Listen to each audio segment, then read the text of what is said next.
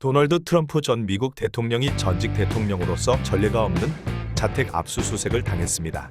우리나라와 달리 전직 대통령이 압수수색을 당하는 일이 최초인 만큼 트럼프 전 대통령과 공화당은 당혹감을 감추지 못하고 있는데요. 과연 무슨 일이 있었기에 이런 일이 일어났을까요? 미 연방수사국 FBI는 백악관 기밀문서 불법 반출 혐의로 도널드 트럼프 전 대통령의 별장인 플로리다주 리조트를 압수수색했고 백악관에서 반출된 것으로 추정되는 문건들을 확보했다 밝혔습니다. 1978년 제정된 미 대통령 기록법은 대통령 및 부통령이 재직 기간 작성한 모든 공문서를 보존한 뒤 임기 후 연방정부 기록보존소에 넘기도록 되어 있습니다. 또 이를 위반할 경우 엄중한 처벌을 받습니다. 앞서 올해 초 기록보존소는 유출된 기록물을 담은 서류 박스를 회수한 뒤 법무부에 조사를 요청했습니다. 이 중엔 북한 김정은 국무위원장의 친서, 버락 오바마 전 대통령의 개인 편지 등이 포함되어 있었습니다. 지난 2월 미 하원은 트럼프 전 대통령 재임 시절의 기록물 일부가 훼손됐거나 기록물 상당수가 외부로 반출된 사실도 확인했습니다. 오는 2024년 대선 재출마를 통해 정치적 재기를 모색하는 트럼프 전 대통령으로선 수사나 재판 결과에 따라 정치 생명에도 상당한 영향을 받을 수밖에 없는 실정입니다. 문제는 트럼프 전 대통령을 둘러싼 수사가 이번 한두 건이 아니라는 점입니다. 트럼프 전 대통령은 작년 1월 6일 지지자들의 연방의사당 폭동을 선동한 혐의로 법무부 수사도 받고 있는데요. 폭동에 가담한 지지자 700명 이상이 수사 대상에 올라 일부는 이미 처벌을 받았거나 재판이 진행 중입니다.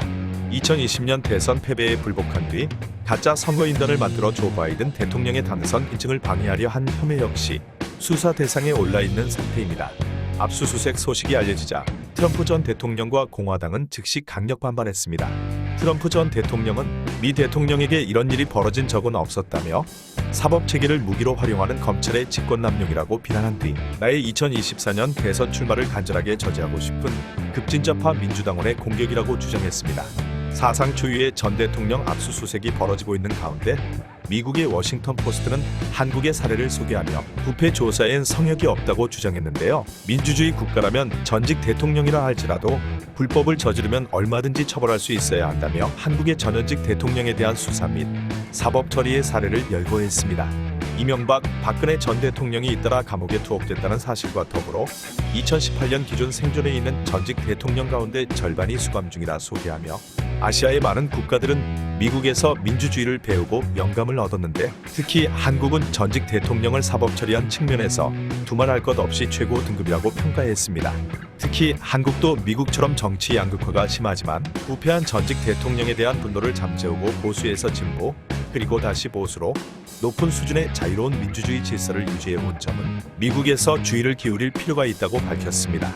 전직 대통령 자택에 대한 압수수색이란 미국에선 전대미문의 사건이 발생한 미국 최초로 사법 처리를 당하는 전 대통령이 탄생할지 전 세계의 귀추가 주목되고 있습니다.